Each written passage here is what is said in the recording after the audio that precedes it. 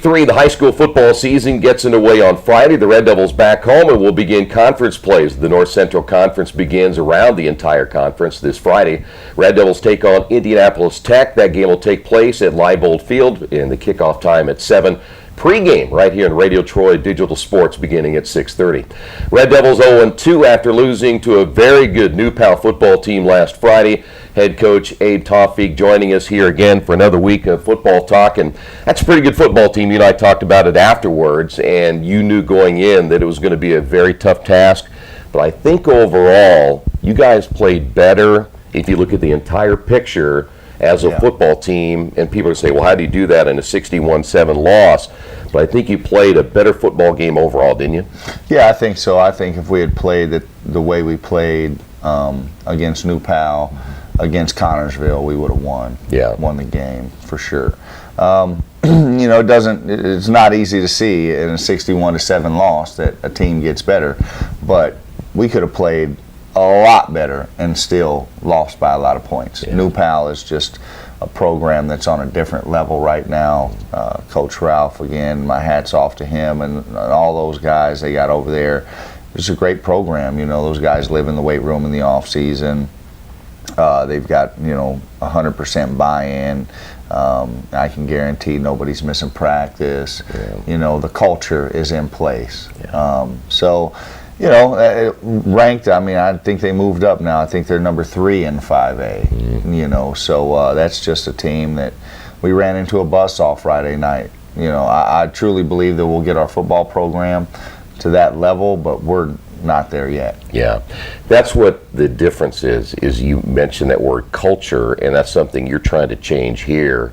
Is get kids, you can't miss practice, you got to be in the weight room, you've got to do the things that New Pal does if you're going to be a good football team. Right, yeah, I think, you know, here it seems like guys think they can just show up in August and we can win football games. You know, I'm not sure if that's been the culture of the past or, you know, if that's just kids trying to get used to a new coach, and I'm not sure exactly what it is, but, you know, when you've got guys that miss practice. For example, we've got 70-plus kids on the roster. Yesterday at practice, we had 45 kids, you know, and so it's just hit and miss. We got our core group of guys, and then the rest of them are all, you know, sporadic. So we're working to build a culture where accountability, you know, is the norm, and that everybody's holding each other accountable. And that just includes getting to practice. You know, we had to leave 3 kids behind Friday night because they didn't show up with their grade check sheet. One of my rules is for each away game, I'm going to give the kids a grade check sheet that they'll take around to every one of their classes with them on the Friday of the away games, and then that's their ticket to get on the bus. And if they show up without that ticket, they're not getting on the bus. And it doesn't matter if it's Colton Davis or, you know, if it's Wyatt Bird or if it's one of our freshmen. You know, doesn't matter who you are. We've got to set that level of expectation. You know, and so last week we had a couple of guys miss quite a bit of practice time, 2 days of practice. They didn't play in the game. You know, and I've got to set that expectation. I'm not sure, again, like I said, if that was the norm going, you know, in the past where a kid could miss, you know, Tuesday and Wednesday of practice and show up on Thursday and then expect to start and play in the game. But not anymore. If that's the case, that's not happening anymore. You've got to be here. The kids adopted the phrase "get money" as their phrase for the year. And like I tell them, you know, if you don't show up to work, you don't get paid. Yeah, that's right. The thing that bothers me about the kids not showing up, and you and I talked about this, there's going to come a time down the road where they're going to miss work and they're going to wonder why they got fired. Why, and again, I'm not certainly looking for an answer because I don't think either one of us know, but why would you have the mentality of that, and why would the parents allow that or the guardians allow that to happen knowing it could be a huge detriment to your future? I don't get it. You know, I think it just goes back to that, just the difference in the generations. You know, the generation of kids that are coming up today, they have cell phones in their hands, and so they're used to instantaneous gratification. Football is that sport where you're not going to get instantaneous gratification. I don't think you'll get any instant gratification on any sport. Right. You know, you've got to put in the work. You've got to put in the time. You've got to put in the effort. You've got to go through the adversity that helps build character. And then, you know, when you come through the fire out on the other side, you're a remade person. Yeah. You know, and so I just think at this point, kids don't see the end game, and so they don't want to put in the work. Yeah. You know, and so I think that, you know, once we get some kids going to college and we're building that culture of positivity and everybody being held accountable, and, you know, hard work wins, we'll get to where we want to go. I'm sure this won't be a statement that'll be taken well by many, but I see this so generational, though. I mean, Yeah. they did it, so why not I do it? You know, that drives me nuts. Yeah. It's weird because I'm not that far removed from these kids, and I never missed a day of practice my entire high school career. Even when I was at Earlham, you know, it was I got injured my senior year at Earlham. I tore my meniscus 3 games into the season, and, you know, did not practice another day the rest of the season. But by golly, I was there on my crutches, supporting my team, you know, with a cryo cuff on my knee, and then every Saturday I played. Yeah. You know, played the whole game. My knee swole up like a grapefruit. Afterwards, you know, after the game, then I would go through the whole rehab process throughout the week. But I was there every single day with my teammates. Yeah. Did not miss a practice. And so I'm not sure where it went wrong, you know, to where this is the norm, but I think it just comes with culture. Do you think that happens at Ben Davis? No. No. Carmel, Warren Central, New Pal. No. Those things aren't happening at those schools.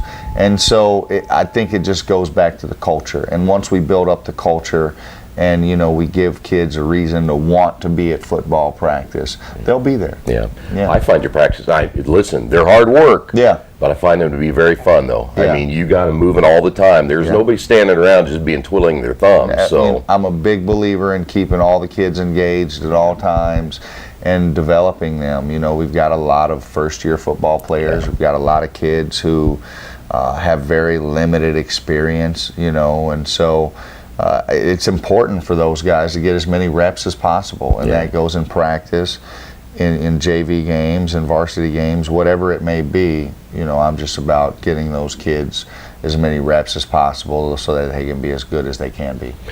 before we take a break, I got to mention one other thing here real quick. When I played, I wanted to play, and I know you wanted to, I'd be scared to death to let my teammates down. Right. I don't want to come to practice and have them looking at me and saying, you know, we lost because you weren't there. That would bother me a lot. Right. Does it bother kids today if you're not there? And apparently not for some of them. So. You know, I'm not sure. You know, I think that a couple of the ones that did not play in the game, you know, they've got a little bit of a different attitude this week so far. Good. You know, so I think we made our point. Good. You know, if you're not at work, you're not getting paid. Yeah. So whatever used to happen, you know, if that was the case, then you know, it's not happening anymore. Good. So glad to hear that.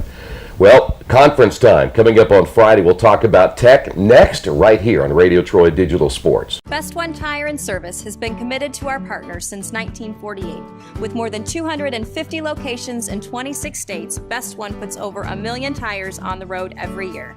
Superior tires, expert service, competitive prices. Best One Tire and Service, where the best costs less. Hi, I'm Roger Clark with Best One of Richmond. Because Best One is one of Bridgestone's largest retailers, we offer exclusive Bridgestone savings. Visit us in Richmond to save on Bridgestone tires today. Coach, as we mentioned, we start now season number 2. I kind of break it down in 3. You got the non-conference, the conference, tournament time. Now you're into season number 2.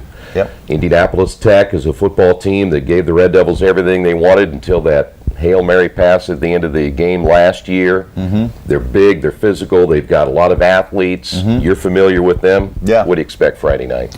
I expect it to be a dogfight. Yeah. You know, same thing that I expected with Connorsville if we didn't play our A game.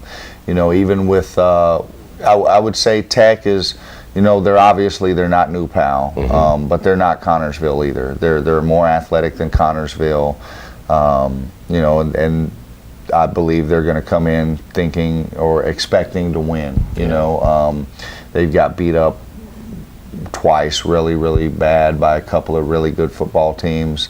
You know, it was 42-0 at halftime against Ben Davis, and they lost 37-0 against Brebeuf last Friday. So they're just like us, both 0-2 teams, you know, looking to get their first win. We're looking to get our first win, so you better believe those kids are going to bring everything they have with them Friday night. You know, the one thing I remember about last year wasn't a well-played game, but it was a physical game. Yeah. And so I think they're ready to come over here and maybe, as you talk about, hit somebody in the mouth. They're going to want to come over and hit you guys in the mouth right away. Oh, yeah. I have no doubt about it, you know, especially after seeing, you know, the 2 tapes that we've had so far, the second half meltdown against Connorsville, and then just the butt kicking we took from New Pal. Yeah, I know that they looked at those games and they're wanting to come in here. They're going to come in confident. They're going to believe that they can win. So it's going to be a dogfight. But I will say this: if we come out and we play the type of football that I know we're capable of playing, we should come out victorious. I watched some of the clips from the game the other day. I thought Deloney had a great game for you in the receiving department. You had a couple other guys step up, including a guy that I hadn't seen in a long time, a receiver, a little short guy that all of a sudden steps in your lineup, gets a couple of catches, may be a part of your offense once again. So you saw some bright spots. Yeah, absolutely. Cody Reese is the guy you're mentioning. You know, he stepped in, he saw his opportunity. There were some wide receivers that didn't make it to practice, didn't turn in their grade check sheets, they didn't make the trip. Cody Reese, he sees the day, sees the moment, and he went in and he made some huge plays for us. And on our one scoring drive, he made a huge reception, you know, made some guys miss, took it all the way across the field. The kid's got really good speed. This is his first year ever playing football, from what I understand. Wow, no kidding. So too bad he's a senior. We love his attitude. We love his work ethic. He's really small. You know, he's probably 120 pounds with all of his equipment on. I don't remember when that was. I was 120. Yeah. But you know, he's got the heart of a lion. Yeah. You know, and so we love him. He's going to continue to be in the rotation for us. You know, and it's just about putting the right guys in the right spots and finding where everybody's best at. You know, we've cut our offensive playbook down a tremendous deal, just because, you know, our quarterback, there were some throws he's really good at making, and then there were some throws he's not so good at making. And so we've really just kind of focused in on the throws that he's really good at making, and how can we throw these throws as many different ways as we can possibly do it. And you know, it's just going to be the same plays that we run. We're just going to add different window dressing to it. And the throws that we're not good at making, you know what, we're under live fire. So we got to scrap those for now. We'll come back to them, you know, in the off season with our next group of kids. But for right now, we're going to focus in on what we're doing well, and we're going to practice it until what we do well becomes what we do really well. And then I think we'll be rocking and rolling offensively. Sometimes simple's better, isn't it? You know, keeping it simple is definitely better, and just finding out what your kids really can and can't do in live bullet situations. You know, you can go and scrimmage a team all summer long and, you know, say, oh, well, this looks all right in a scrimmage, you know, where people aren't really getting hit full speed. But once you get in live fire, that's when you really see what you have. And so we've identified what we're well at, what we're good at, and what we do well, and we're going to continue to do that, and we're just going to add some window dressing to it and run those plays as many ways as we can possibly think. Coach, good to see you again. Thank you very much. Friday. Thank you. ABE TAWFEEK joining us once again. Don't forget, kickoff is at 7, pregame beginning at 6:30. All the action right here on Radio Troy Digital Sports. That was the